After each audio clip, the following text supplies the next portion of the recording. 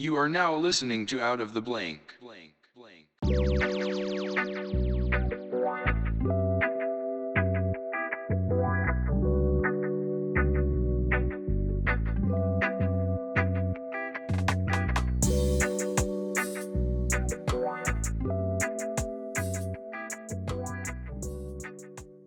Welcome to another episode of Out of the Blank podcast. I'm here with Danny George. Hello.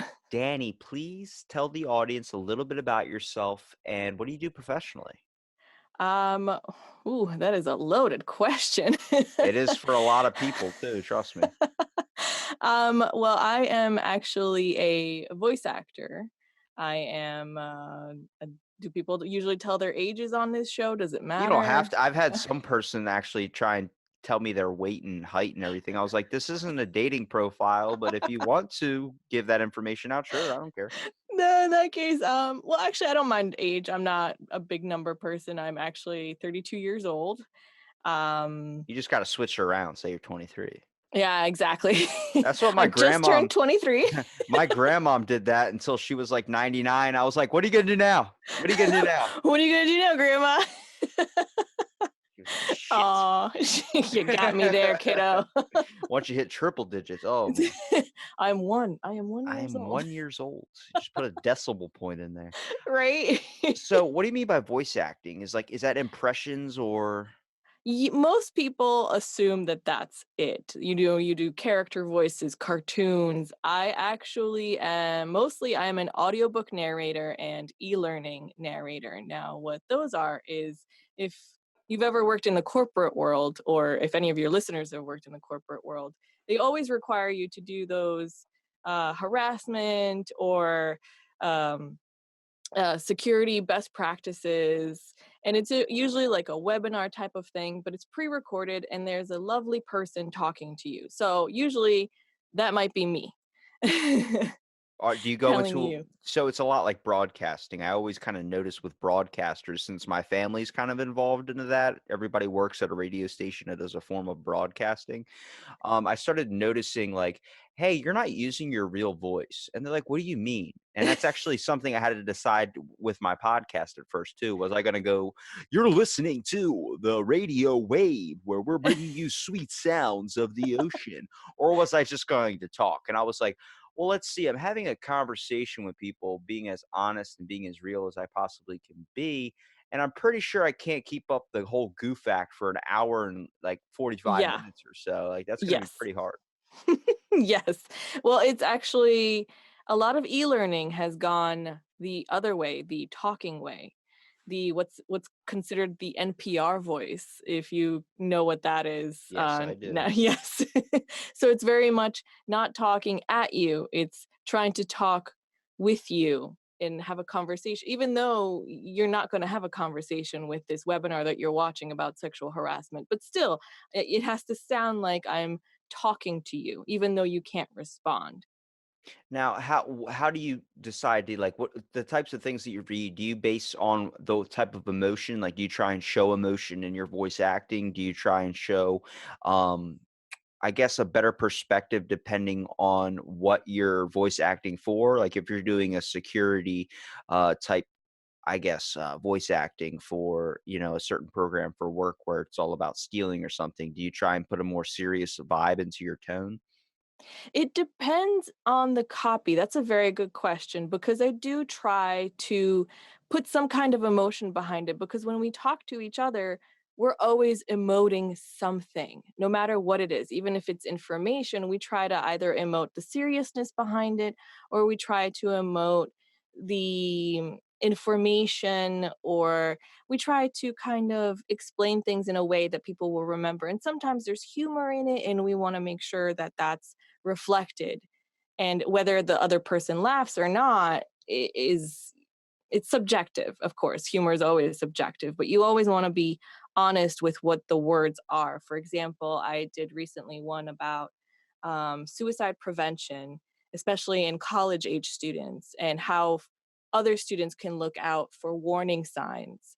And while it's a very serious subject matter, of course, and you want to be faithful to that, it did have a little bit of humor in For example, you want to make sure to tell the difference between someone who's freaking out over finals as opposed to freaking out because of anxiety or something else like that. So that kind of, it really depends on the copy, what the emotion comes through in the voice. What do you try and do to kind of separate yourself from other voice actors? Do you try and kind of relate similarity wise? I feel like, for some reason, when I think of voice acting, I always think of the trailers and all those types of stuff that you get for like movies. Yes, in a world. Yeah. Yes, In yes. a world where there's either Honey Smacks or Fruity Pebbles, which will you choose? I'm like, Yes. damn, like that creates something. But I mean, if you're not going Honey Smacks, you're just not living. But when it comes to like another one, for example, I remember going to a laser tag game and the guy was like, and then your gun's gonna go and fire off, and your vest is going to blink for 30 seconds, and then the game will begin. But every time you lose, and he's giving me like this monotone thing, but it's such a perfect fit for laser tag. I'm Mhm. like, how do they capture like the perfect fit for that? Like, you can relate it to Morgan Freeman, for instance. When he just talks, you immediately assume God. Yes. Yes, he definitely has a very unique voice, and the trailer voice, the movie trailer voice was a particular type of person. He did most of them. His name was Don LaFontaine, and in the voice acting world, it's called the Don LaFontaine voice because people try to emulate that, and unfortunately, he passed away, maybe about 10 years ago, I believe. So, his style really passed away with him because that was his unique thing. And the only way you can stand out is really just being yourself. You can only put you in there. And when they hire you, they hire your voice, the way you sound, something about your voice, your personality that you put into it that comes through, really, that you're not putting into it. Your own personality has to come through. They like it, whoever the client is, whatever the copy is, and they connect with it. And if you connect with the person, they like you. How did you decide to get into voice acting though? Was just this something that you stumbled across as a kid? I mean, I think what makes I guess when if you want to relate it to security in a little bit, when it comes to a bouncer, some of the best bouncers are not the biggest and strongest and the ones that are willing to get into the fight, but the ones that can actually talk to you and calm you down and treat you like a friend. There's a common thing with mobsters, a couple famous ones, like if you want to talk about like Corleone status, but more of back in the day, they would have the wife greet you at the door because they Mhm. had this way of calming you down. Like you're opening up the door to this person's house and you're wanting to fight this person or you're wanting to shoot this person. And next thing you know, this woman would answer the door and she talked to you, and then you would immediately lose all anger and tenseness. So by the time you got to the person that you're actually there to see, you were already calmed down and you weren't as hyped up as before. Mhm, mhm. That makes sense. That So makes a lot of sense. Well, different people have different personalities, and I do believe that, some of it came from because I didn't go to college for voice acting. I did stumble into it. I went to college actually for psychology because I relate to people very, very well. I'm very empathetic, just naturally so. And I just wanted to understand better how I can help others. And then I realized because I'm very empathetic, I tend to kind of intake other people's problems as well. So that turned out not to be a very good hey, profession for me you're personally. you're speaking to a fellow empath. Trust me. Yes, I yes, so never you know exactly. I never knew what that word meant, but my mom's like, she's a big, like, we're going to talk about paranormal. Don't think we're not going there. Trust me. But when it comes to I started like realizing like, why do I never get sleep? I'm an insomniac and I can't sleep. I actually find that the most calming times for me are being up when people are asleep. And she's like, because your empathy level, calling me empathic, is so strong that you're getting way too much information from people. And Mhm, I never understood that because I'm not a giant psychic believer, even though my mom's done some paranormal stuff and my grandmom's been known to see ghosts that I never truly understood until I started getting older and I started having these dreams and things I've talked about before in the podcast.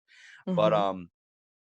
I was like, have you ever literally slept or tried to sleep and you could feel the emotions of someone in your house, like even if they're a floor below you or even if they're like even my neighbor, like I can feel the type of stress my neighbor goes through. It's that powerful. And I've always had it since I was a kid, like being able to walk by people and sense something if they're a good or a bad person. And also just being able to vibe in a conversation, which makes it kind of, she says, good for podcasting, especially the way I do it, because I can read somebody. And I never saw it that way, but she started pointing me towards books and stuff to look at. And it is definitely a sense of empathy. I think everyone has an ability to be empathic, but some people are more in tune with their feelings than others. Um, Hmm. it's obviously being an empath if you want to go in the psychic ability route. I don't know how far you believe into that. Not Uh, very far personally, but I know my co-host on my podcast truly does. when it comes to a sense of empathy, it's seen as a feminine characteristic, mostly because it's having a Yes. more sensitive emotional connection inside of you and having a kind of a emotional response, like a nurture aspect to others. Hmm. Hmm. It's very rare when a guy gets it. That's why she was pointing at me. She was like, "It's weird that you have it, that you're so in touch with your emotions." And I was like, "Yeah, it's part of the reason why whenever I get into an argument with someone or someone gets into like just a screaming match with me, back of my head feels like it's on fire." Mm, And she was like, yes. "Because you're dealing with so much and you're, you get like," I remember taking psychology classes in the morning before school. I would take this watch this hour-long video, and you have to write and diagnose the person. You would see things with kids suffering from severe schizophrenia who would be Hmm. trying to light his whole house on fire to get whatever he was seeing or feeling at the time out of there. Out of, Um, yeah. and it was so traumatic. I would watch these at like 4 o'clock in the morning, and then by like 6 o'clock in the morning, I'd go downstairs to get some breakfast, and people are trying to talk to me. And I'm like, please, nobody talk to me for the rest of the day. And I would just go upstairs and lie down because it was so draining to me. It's like when you walk around or talk to someone with a wet towel personality, you end up feeling drained afterwards. Hmm. That makes sense. Yeah. I personally, I experience a lot of my empathy through interacting directly with people. I don't believe I experience it indirectly, like just walking past people. Although do different people do give off different vibes. So depending on the kind of vibe I get from them Yeah, is the depending woman on at whether I'll approach or not. Yeah.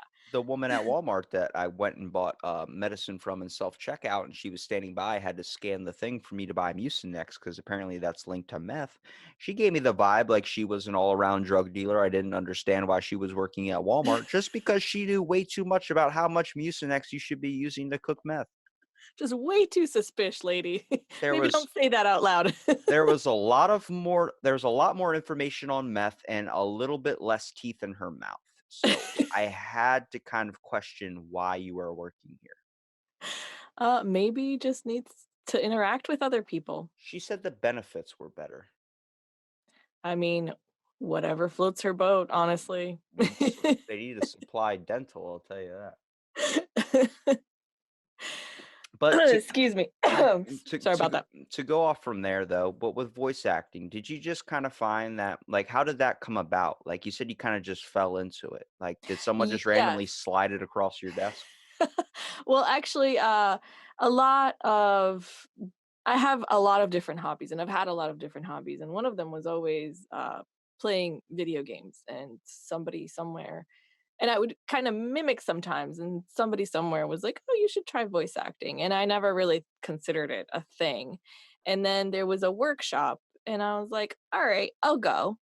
It was actually I went to a liberal arts school. We had a theater department and all this other stuff. So occasionally they'd have like workshops for different things, and I was like, I'll go to that, see what it's like. And they actually didn't talk about animation or video games. They talked about commercials, and I was like, oh yeah, that's right. They do have people talking in commercials. That is a thing. And I was like, oh okay. And then as I learned about voice acting, the more I found out it's not just like animation, voices, funny things, and video games. It's like I said, e-learning. It's corporate narration. It's audiobooks. It's It's the soothing, like commercials. going to sleep tapes, like It's those types of yes, it's commercials. It's phone. It's called IVR, the interactive voice response. When you call FedEx, that lady's talking to you. That's a real person. but it's recorded sayings that she's saying. Yes, I exactly. I've had a problem with this because I feel like every time I get a voice call that's like, "Hi, is Janet there?" I'm like, "No, this is Robbie." "Oh, well, maybe you can help me." If you're looking for fucking Janet, I can't help you. I can't. I'm just saying, you're looking for a specific person, sounds like it's a girl. I'm probably not the character for you. And I love it when they go, "Your homeowner insurance is about to expire." I'm like, you know what's about to expire? My patience, because I'm literally taking a shit. You have caught me at the worst time.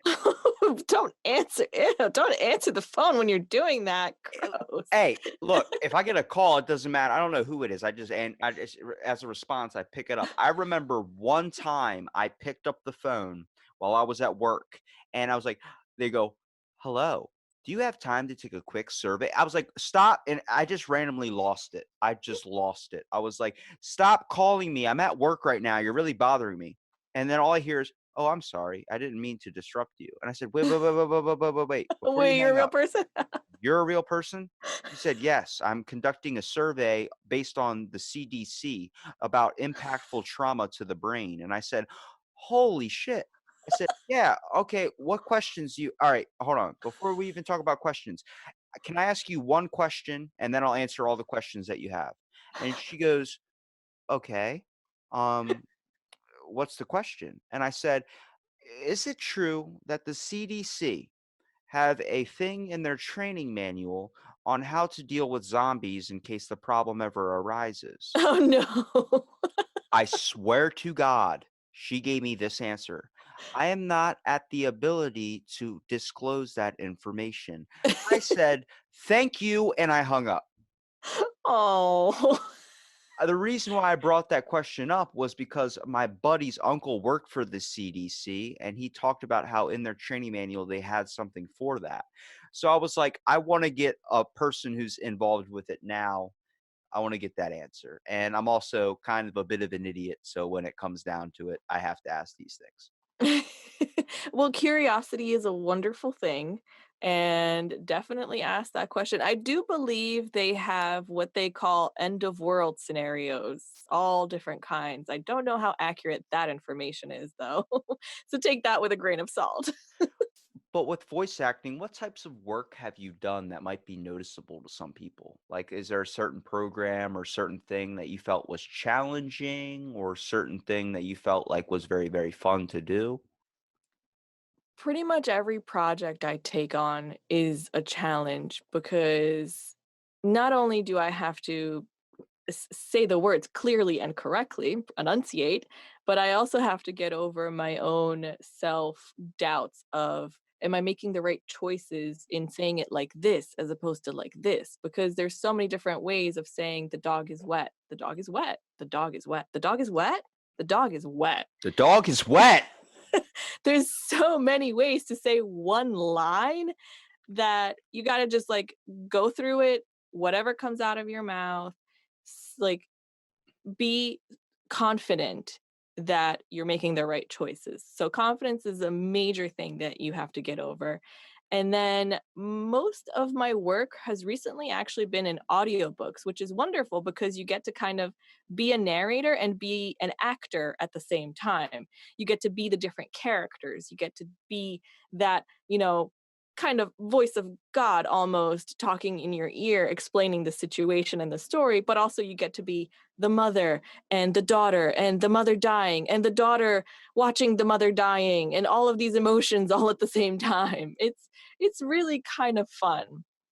And a lot of my work is on Audible actually specifically. So if you type in Danny George, Danny with an I, it like all my stuff pops up.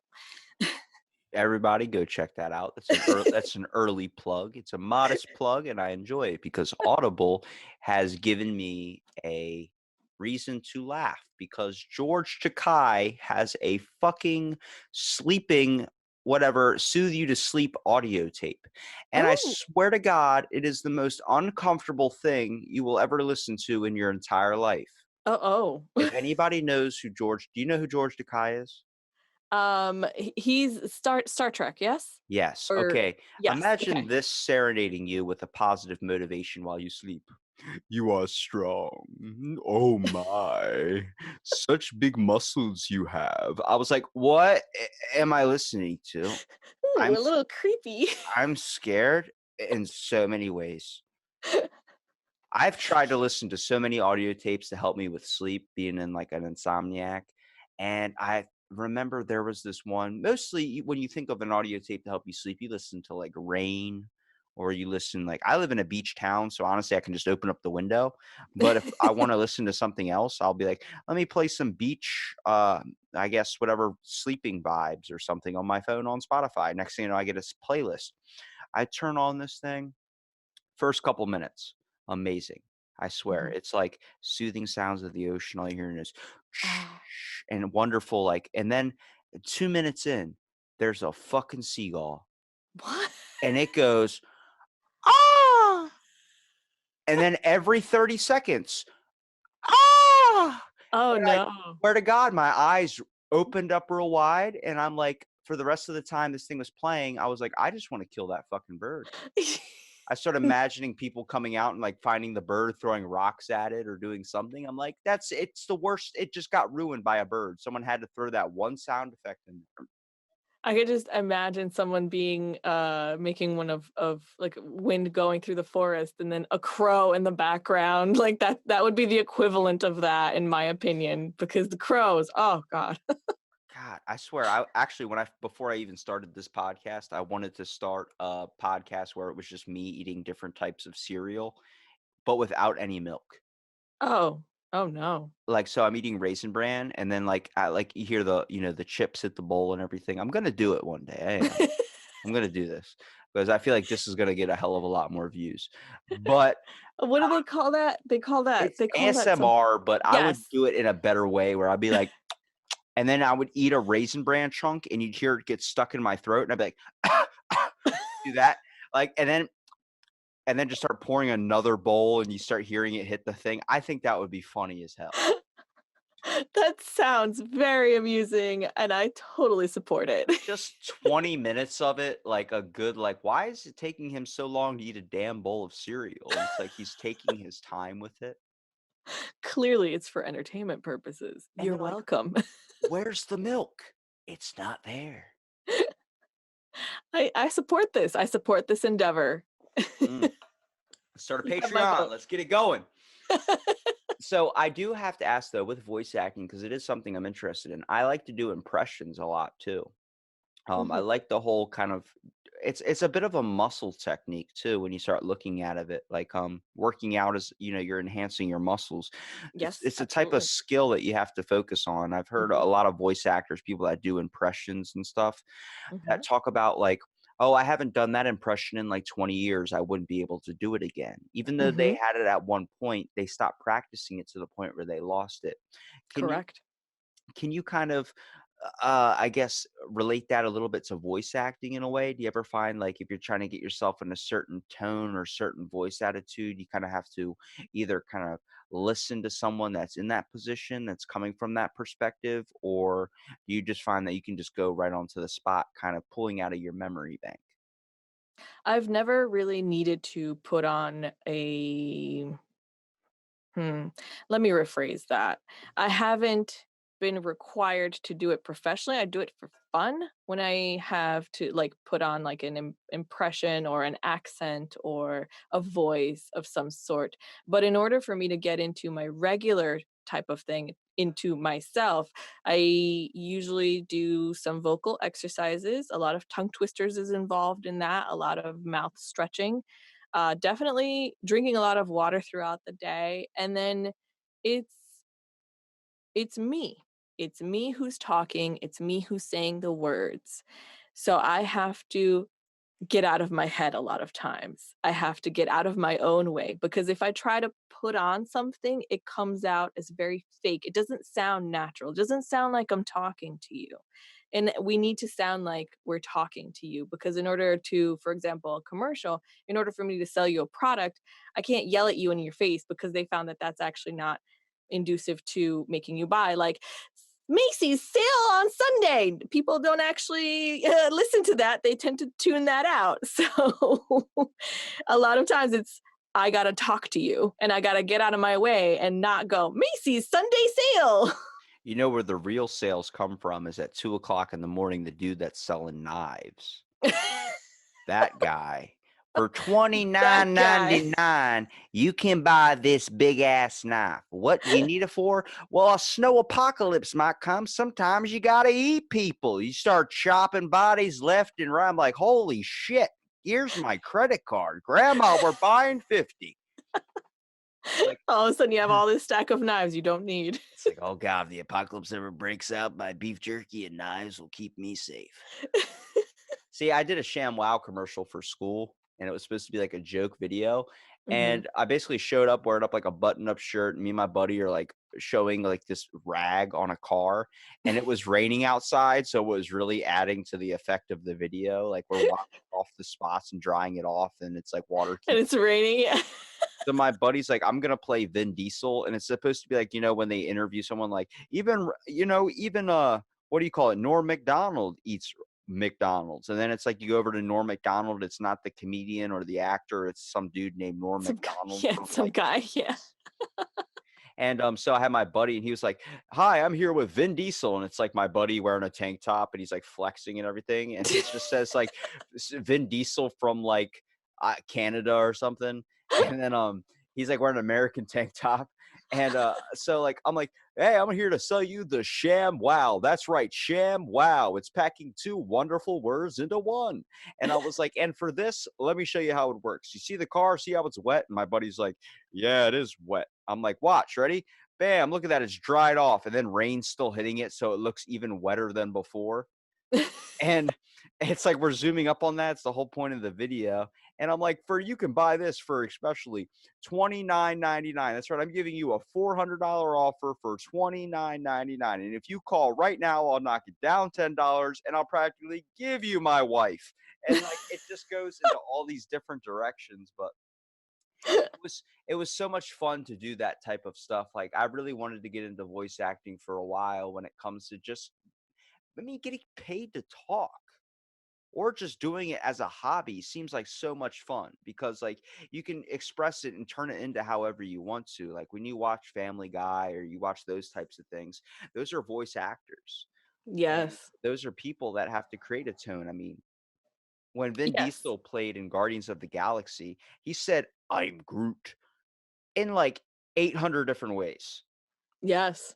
Like that's commitment. Like all you hear is him say, "I am Groot," over and over and over again, and then doing it in different languages as well. So when it goes into like Spanish, he's like, "Meko Groot." I'm like, "What?" It's like, excuse me? Well, I mean, those people, especially for Family Guy and stuff like that, they do a lot of training for character acting and being able to perform. Because being able to perform theater and acting is very different from voice acting, because voice acting, you don't have I'm gonna say, the advantage of your body. You just have a voice and you gotta convey an emotion, a person, maybe an accent, all at the same time, and you gotta sound like it's real, that you're not faking it, because it's very, very easy to pick up when someone is faking it. It also It's leads a very lot hard. to your imagination as well because you have to kind of create the scene. You don't have it in Mhm, front of you. Like if you're watching mhm, a storyboard, you can see I can see the character is actually moving like this. So he's probably going to be coming off in a funny demeanor, not really a more serious vibe. When you're voice acting, you're just reading stuff off a basic idea of what they're trying to get off with their message. You have to mhm. kind of create the scene and make it fit perfectly to that. Literally, and most of the time, you're not like, if you've ever seen interviews where they have the actors in the same studio, majority of the time, you're by yourself in a dark room behind a glass, and you can't hear what the people outside are saying, so you don't know if you're even on the right mark. It's really, really hard. Have you ever thought about taking this a little bit farther down the road and trying to do more like maybe something with animation when it comes to maybe creating a character? I actually That's why I wanted to get into voice acting. I thought, "Oh, yeah, I'm gonna create characters, I'm gonna do cartoons, I'm gonna do video games," and then I realized just how difficult it was for me to mentally create this fake scene that's not in front of me. It's very difficult. But you're always having to create a scene. It's just harder for me to do it and then put on all these other things at the same time. It's easier for me to make a scene and be myself in this scene. So that's why commercials and audiobooks are a little bit easier for me. But audiobooks are still kind of delving into the character aspect of it. So I'm kind of slowly moving my way into that. But if I wanted to really do professionally animation and video games in the US, I would literally have to move to LA because that is where all of the work is. So if I was going to ask for an example And I of don't want to maybe, move to LA. I like that one. That's funny. If I had to ask you, maybe for an example of one of like of a voice acting thing you could you give me something if I was going to ask you to reinvent the SPCA commercial, the one with Sarah McLachlan that's fucking god awful? Oh God, no. That SPCA commercial. Well, let's see. Do I have anything? I know I I, have some scripts somewhere around here. I know for me, I would be like, this is the SPCA. We're going to kill these dogs unless you buy them. Okay. That's it. That's all you have to do. You will get so many dogs that get adopted in that day. I would. It's just Sarah McLachlan. That's the problem. If they take her out of there and take off that shitty music, play like White Snakes or something like, here I go again down this road. Like, if you just played that, it would make it so much better. You would get a dog adopted a left and right. You wouldn't have to make up a story that he survived off a pizza crust for 12 days. You would easily get adoption papers. Well, that's also difficult because even though you may think that you kind of like know this better, it's not up to you at the end of the day what it sounds like. It's up to the director and the producer and whoever's the client at the other end. So like if you were doing Kleenex wet wipes, for example, I have one here and it's like, no one can say that we don't like getting our hands dirty. So, right, that's the line. And I can say, no one can say that we don't like getting our hands dirty. But then they might be like, put a smile on that. So it's like, no one can say that we don't like getting our hands dirty. But now it sounds like I'm faking it. And then they'll throw other things at you like, uh, pretend that you're in a car with your friend and go. No one can say that we don't like getting our hands dirty.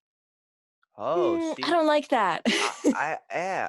the first time you said it, it made me immediately imagine like a mother saying like, "Hey, no one can say we can't get our hands dirty." And then immediately, like when it comes to when you were like, "Put a smile on that," I immediately pictured the same mom, but with one of those Joker smiles where it's like her face is breaking from it, and I'm She's like, like, "Oh no one God." can say, and you're like, ugh.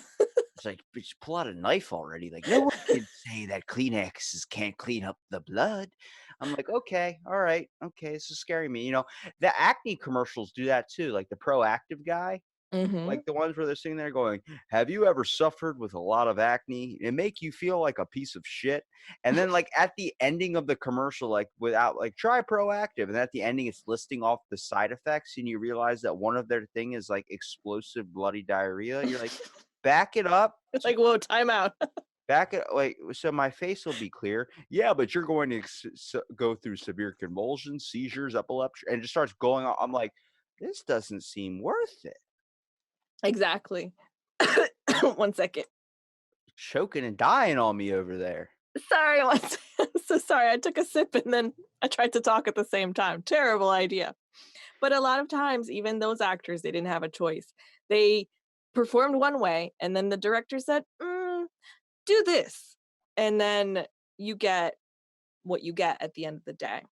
Do you think that plays into the overall effect of it? Do you think you get more when the director kind of gives you a more free flowing, creative, like take it into your hands, say it how you would say it? You think that does a lot better for the position that you're in, and as a voice actor, being able to express more content or tone of your kind of vocalization or personality as a person through the message? Sometimes. A lot of times they will lead with the very first take or first two takes will be like, take it away, tell me, read it how you think, it would sound, and then you do your thing, and then they start tweaking a little bit here and there depending on what it is. A Do you lot of times your take is actually used. A lot of times for voice acting, well, voice over really is the thing for commercials. It's not really acting. It's you're putting on a voice over. It's your voice on top of the thing. Usually they'll use most of your first or maybe even second take of you kind of imagining the script how you think it would be. And then certain words or certain things, they're like, oh, we want more emphasis on or we want more emphasis on our brand name or something like that. And then they'll add in those. So it kind of will, you won't notice that it's mishmashed, but it is mishmashed. Do you find that with relying on voice acting or doing these types of voice acting things that you have to focus a lot on the care of your throat and kind of vocals in a way?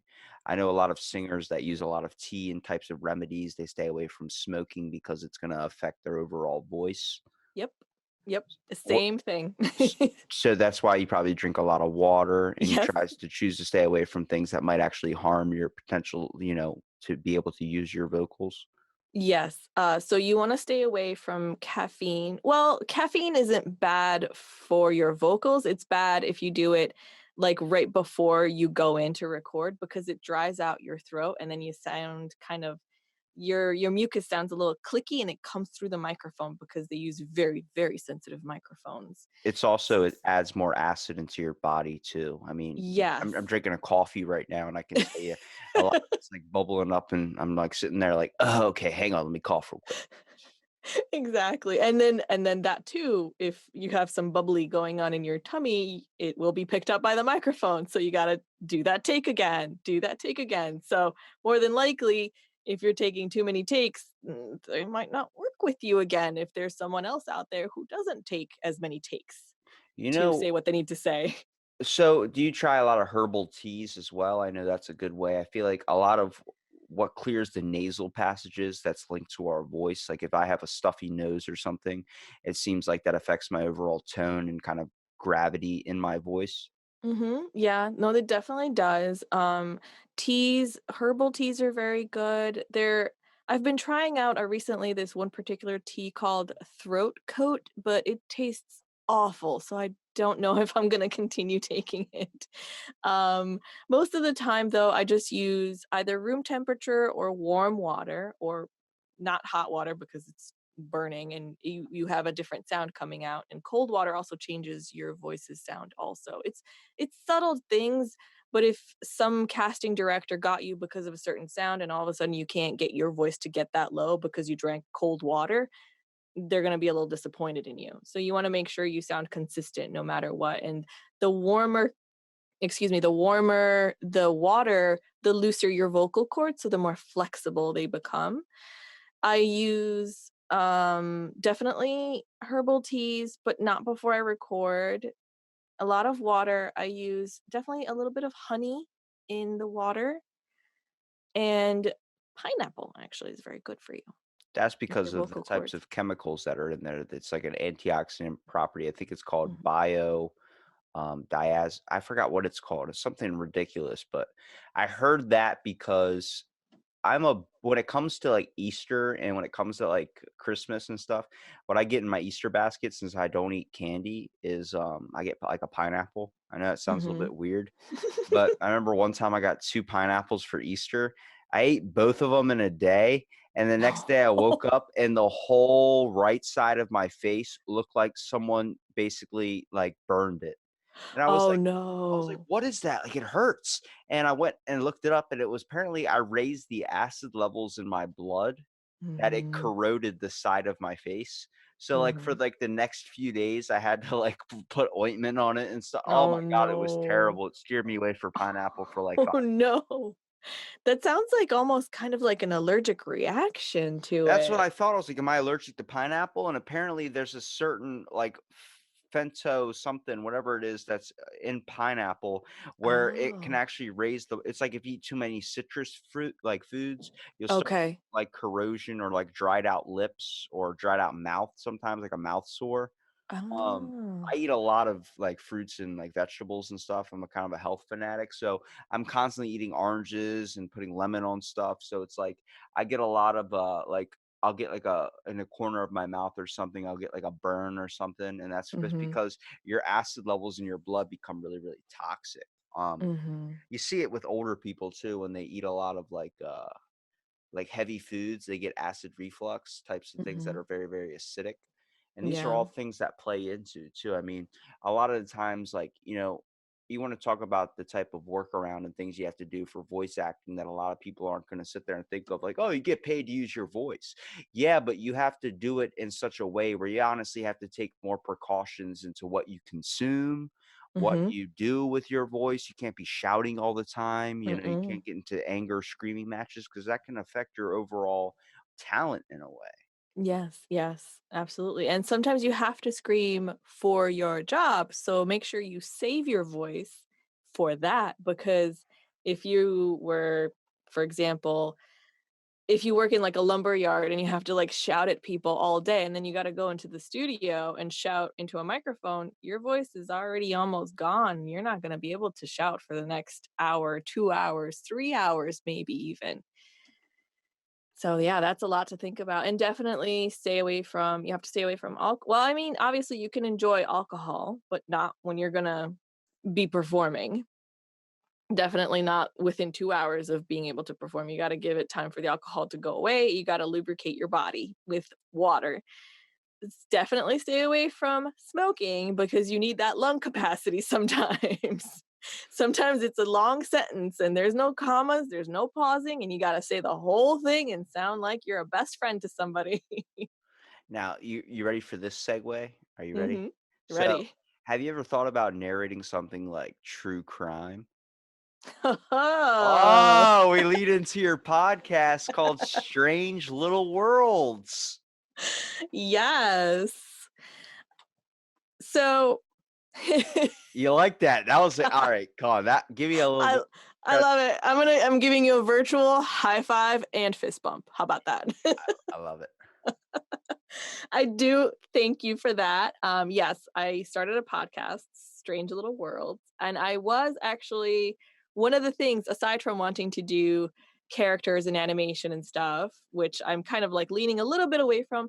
I always wanted to try e being a documentary narrator, basically, like the person in the background being like, "This is so and so, and they thought they were gonna have a wonderful day. Little did they know." Little did they know, Tim came home with an anger problem and he reached Right? for the knife. But when actually started the podcast, it wasn't gonna be scripted because at the end of the day, we wanted to tell stories, and we are natural as human beings, we're natural storytellers. You right now with your podcast, you're natural storyteller with all of the interviews you've been doing, and Conversation. conversation, but that's a story in the conversation.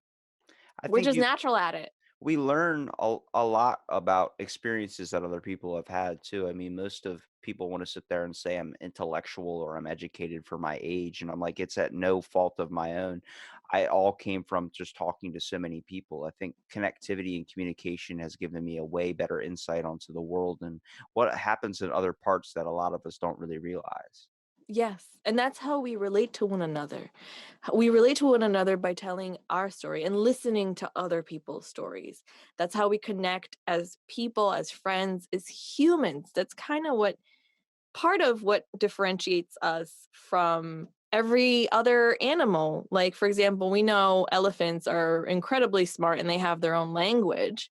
But do we know that for a fact they can tell each other stories of their life experiences? We don't know, but we can, and we can relate to each other and we can tell stories, and we thought it would be just awesome and fascinating if we found stories of real life experiences in, well, we live, me and my co-host, we live right outside of New York City. We used to live in New York City, both of us. I believe he used to live there. I used to live there a long time ago, and we were like, let's just start there.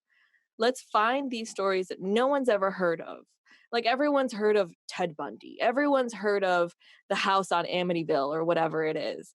Let's find something in people's backyards that they didn't know was there, and let's show them that their world isn't as big or as repetitive as they think it is. It's actually very unique. It's very strange, haha, and very relatable.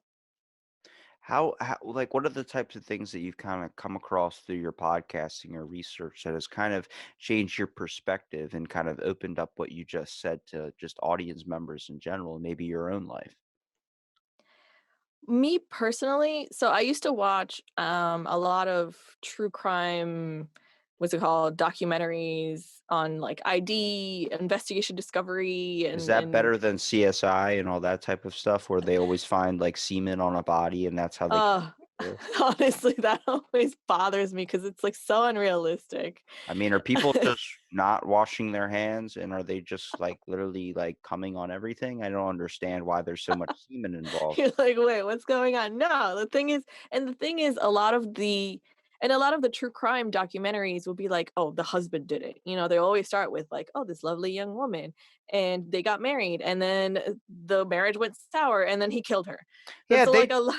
they don't ease it in at all. They really don't. When I watch those things, it's like, and they had a lovely dinner and it was a wonderful evening, and they were gonna get married until Pete bashed her upside the head with a meat cleaver. I'm like, hold on.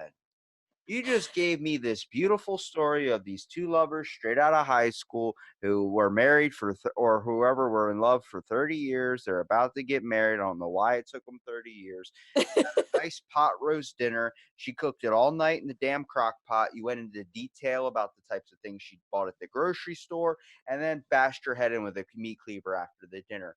What happened in that night? What happened from the eating the food to washing the dishes? Did someone just pull dish duty and the other guy got pissed? I don't understand. Well, they always do that. They always do that in like the first 5 minutes they tell you what's gonna happen, and then like throughout the rest of the episode, they're like back at the beginning when they first met. They like start the whole thing over.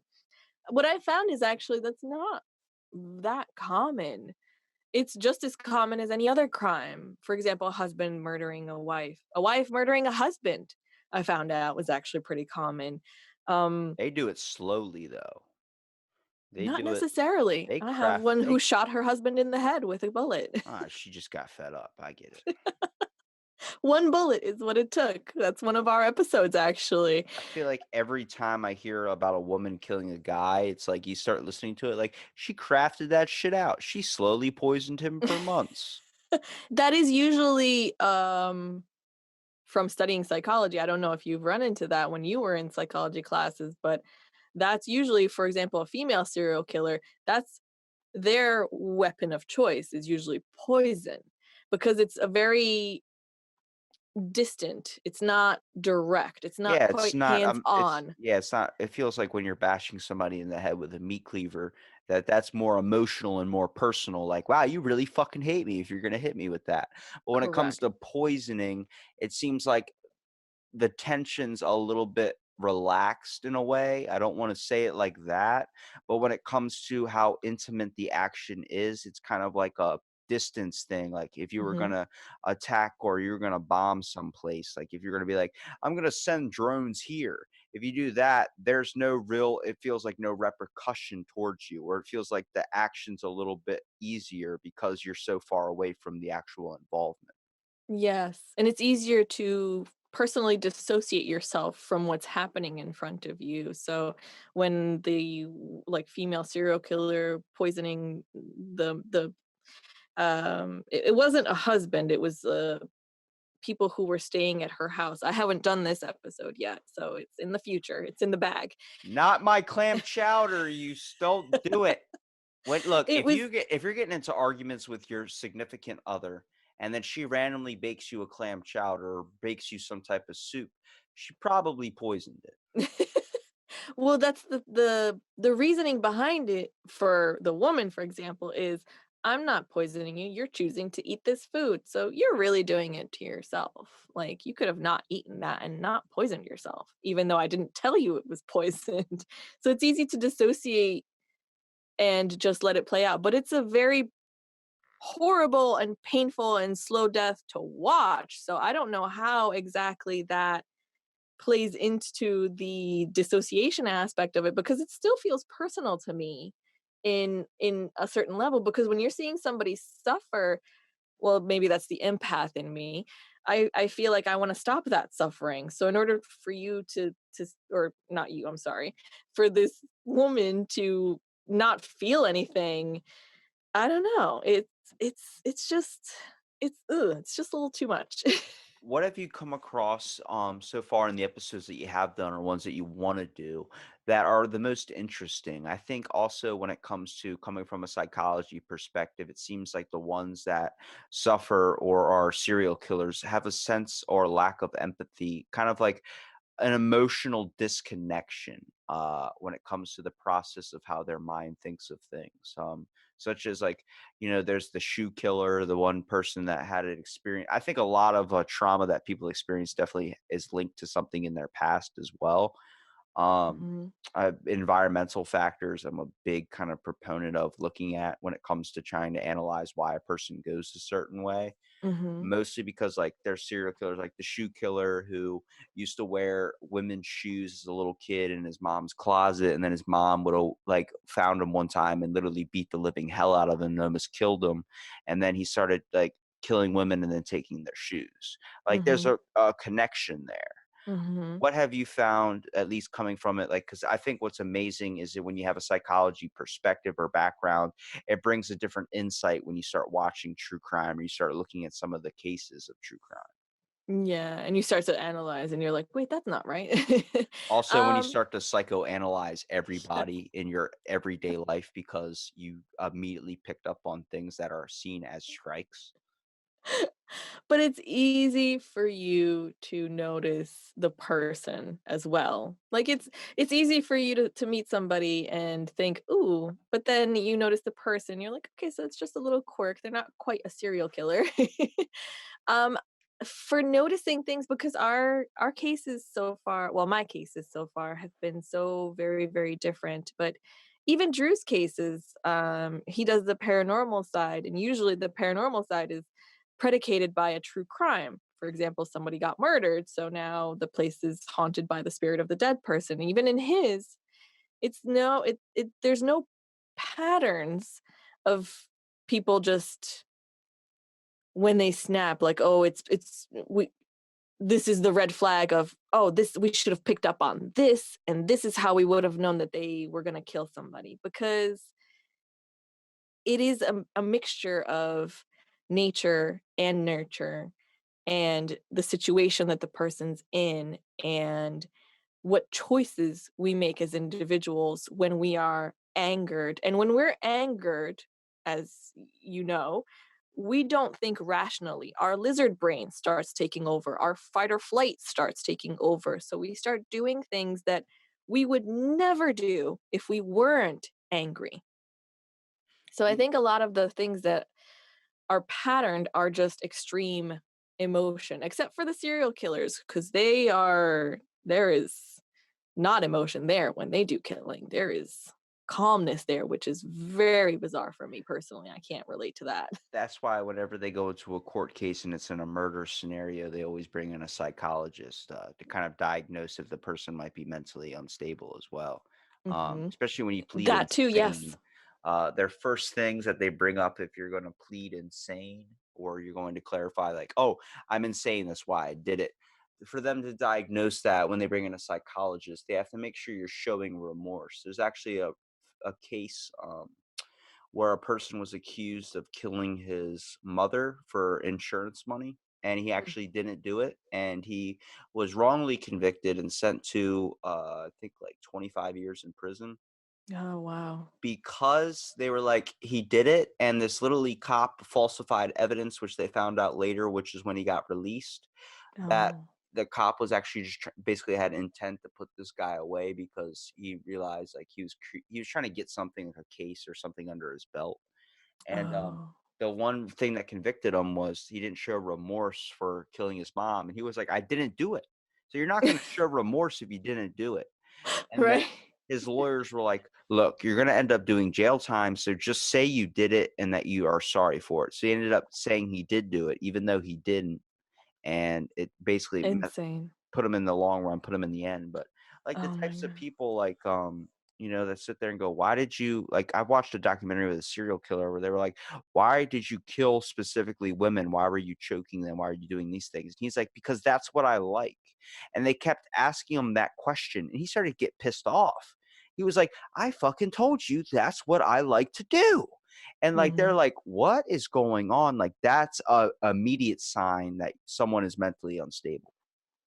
We can't rationalize it because we're trying to find a specific reason as to why this particular person does this. And sometimes there is no answer. Sometimes it really is, just wanted to. I just felt like it. And we mentally cannot wrap our heads around that because we could never do that. We would never hurt somebody just because we felt like it. No way. We empathize too much, and it's a very I personally feel it's a very clear empathy. There's a part of your brain that is empathetic. And for people who, for example, serial killers who do this, that part of their brain is not working, I feel like. And we do know that their brain chemistry is very different from average person, for example. But we just don't exactly know what that means. Is that part of your empathy brain or is that some kind of chemical imbalance? There's still like a lot of research being done on it, but what I know for serial killers in particular is the patterns that they do is they usually, because they are predators and they hunt usually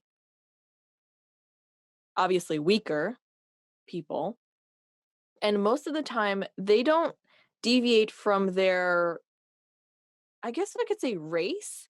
For example, a white man will kill other white people. A black man will kill other black people because it's easier for them to be a chameleon and to blend in, and they understand how we interact with one another as people, and they use that as an advantage to hunt their prey, which is other people. And it's a horrible thing. It's It's awful. it's also the reason why, like they say, if you're a kid, and you're like walking alone or something, you're more of a target than the I guess it's the outright going ones, the ones that attract a lot of attention Mhm, are the ones that the whatever predators or whatever try and steer clear from because of the whole social aspect of them. mhm. Even though they seem like the more likely of a choice, the ones that would be like, "Oh, he's willing to come over and help me find my dog." It's not always true because he's more in the eye of the public when it comes to attention seeking. You want to they try and aim for the ones that walk alone or try and distance themselves from others because they're the ones that are going to be not really noticed if they get taken away. Exactly. That's the main thing. They don't want the victim to be noticed as missing too quickly. And if it's someone who has too many connections, they'll be noticed as missing a lot quicker than someone who doesn't have a lot of connections. And we see that in the wild when predators hunt prey, they try to find the one that's kind of lagging behind or sticking out of the herd. And they very much go after that individual. And it's sad because we're not we should be above simple animalistic predator prey, and yet we still have these individuals in society who do this.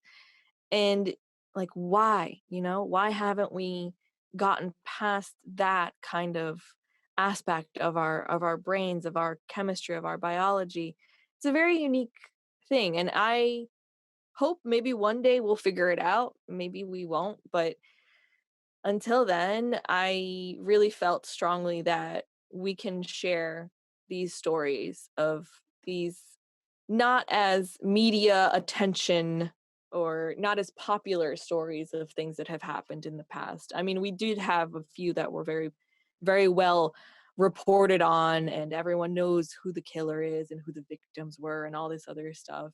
But we also want to make sure that we bring to light these other lesser known cases of people, everyday average people who were just trying to live their life the best that they could, and they were murdered or they were snatched. They were taken. Yes. Well, On our recent it wasn't that recent. We had I did a story about a little boy in Brooklyn who was literally walking home from school, missed a turn, and he was kidnapped. oh my word. Yeah. He actually asked the individual for help because it was from his own community. He was a Hasidic Jewish boy, and he reached out to an individual who looked like a Hasidic Jew, and you're part of my group, so help me. So he reached out within his own group for help and assistance to find his way, and the man took him. I don't know, he had a mental instability, this individual, and he took him, brought him to his house after a while. And when he saw the missing person posters, that's when he decided he had to murder the kid. Meanwhile, he hadn't done anything to the kid. He was just kind of like, come stay with me for a little while until, it's convenient for me to bring you back home, basically. I think when it comes to the mental aspect and how it's now getting so impactful into our society, there's a lot of things that get wrong when people are disassociated with other people's feelings. When we lose a lack of connectivity with others, we start to forget what is known as right and wrong. Mhm. It's where we're not people that should be suppressed ever. And I feel like when people want to bring up like a school shooting or people want to bring up a random movie theater shooting or some type of severe, well, it seems like an act of terrorism, it all comes from a place of suppression. A lot of times you see with serial killers, they have been suppressed from either a deep secret or something that they were told that was wrong or never to do it again. And it seems to break out when they get older. Um, it's difficult because of how severe, I guess you would say, a serial killer or coming from a murdering perspective is, because of the aspect of that it is the ability that someone is willing to go through something so bad to hurt somebody and losing a human life, especially when it Mhm. comes down to kidnapping. I mean, that's severe because you're literally preying upon the weak. Like, you want to talk about Mhm. a predator mentality. This is not something that is built inside of us as humans. We are known to be group thinkers and group helpers, but we've become so divided and become more into individuals that we've lost the rationalization and the empathetic aspect that really creates us to be a well-rounded society, I would say.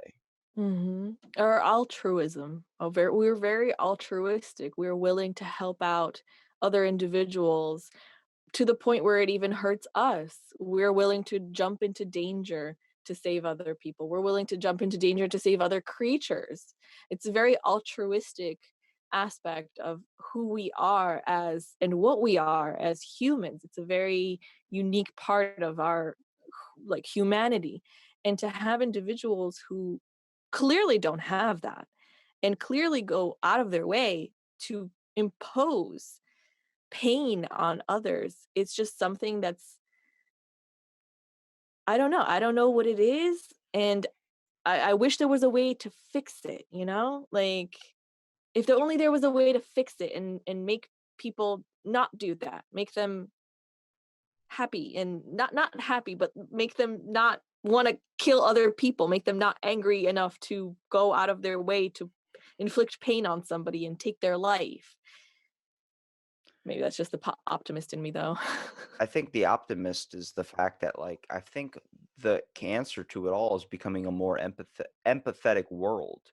I think when nowadays we lost a sense of empathy. Somewhere along the way, we lost the connectivity, the things that made us humans in the first place, and we let devices and comfortability take hold of things. I think if you really want to increase the number of people who truly care and the increase of good people out there is creating a sense of empathy and connection with the world again. Mhm. When you start to disassociate someone else's feelings is when you become so comfortable with your own that nobody else or anything else anybody else wants really matters. That's when you start to see a rise and increase of people that are just becoming so suppressed that they have to act out in this form. It's a difficult thing. I have hopes for the future when it comes to empathy, but the way we're going with the iPhone 10 and all these wonderful things that people love to spend 900 and something dollars on, For me, I'm not about it because I basically keep my phone in my car because I can't fit it in my pants anymore. So that's when I stop buying. Listen, I haven't been able to fit phones in my pockets for years, so you deal with it now. I'm bringing the fanny pack back. Okay, we're Us rolling. ladies don't even have pockets, okay? We're rolling fanny pack style. I don't want to feel like carrying around a purse, so I'm going to do something a little bit more stylish that's attached to my hip and can carry my chapstick. Damn it. You can you can wear a merce. It's called a man purse. It's a merce. That's So like a merca, like or a myrtle, one of those girdles that's like I guess I don't even know. It's a manly girdle. oh, I I'm don't know I'm any of I'm this. okay. I'm just gonna wear a fanny pack and buy all my clothes at the Gap or something. Or wear a laptop bag, but no laptop. It's just all of your stuff. Those satchel people are nuts. Those are serial killers.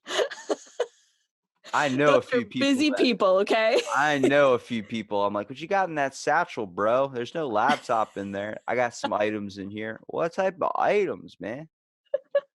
It's what they need to live their life. Don't be so judgmental. Why you got latex gloves and a bunch of bleach and cleaner in here? That is suspicious. There's a pocket knife too. Sounds like a call to the police is in order. Why don't you carry any form of ID so I could justify who you are? What's with the satchel? I see a lot of people with satchels, but that's because I have to commute to New York City from time to time, and that's just You're all the around it all financial. the time. Why are you wearing sandals with socks? What's the point? There's all walks of life in New York City. Oh my word. It's a beautiful place. It's why they call it the Big Apple, but it seems like the Big Apple has a worm in it. Oh, it's got plenty of worms. Don't worry. Oh man. Well, hey. I had a friend. She, I actually have a friend, or had a former friend coworker who said that she had a friend who worked for the FBI. She couldn't, or yeah, the FBI, and she couldn't like say anything that she does. She obviously you're behind a lot of like forms and things that you can't talk about. And she was like, "Listen, Liability acts, yeah. yeah, she said, listen, if everybody in New York City knew the stuff that goes on in New York City, no one would live there." And I was like, what does that mean? What does that mean? I can tell you what she means. The fact that there's two different species of rats that live in New York City. That's what brings it the flavor. The flavor, let me tell you, they hang rats from their subway on the basic idea that they found that if you kill a rat, it warns the other rats to stay away from that area. So you will literally see rats hanging from subways sometimes to keep out of that general area. It literally keeps the rats away. See, There are that's why I don't take the subway. there are two distinctive breeds of rats. There are ones that are like the normal size of a rat, and then there's one that's like a foot and a half fucking long, where you see that thing, you're like, "Holy, set it on fire. Set all of New York City on fire. That's a big ass rat, and I don't want to be about that life. Oh, do you want to talk about the cockroaches instead? Please, God, no." Oh my word, the fact that it's all this, and then they talk about like San Francisco dealing with all the bums that are just crapping on the street. I'm like, people, this is what happens when we start to lose connectivity and realism in the world. We start to get too comfortable and realize that a robot is going to pick up our shit, and it's not going to pick up our literal shit. If you don't pick up your dog shit, someone else is not picking up your shit. Yeah. It's sad. It's sad how separated we're becoming. But at the same time, we're also getting connected, which is so weird because I've never spent so much time talking to my friends who have moved away. And at the same time, it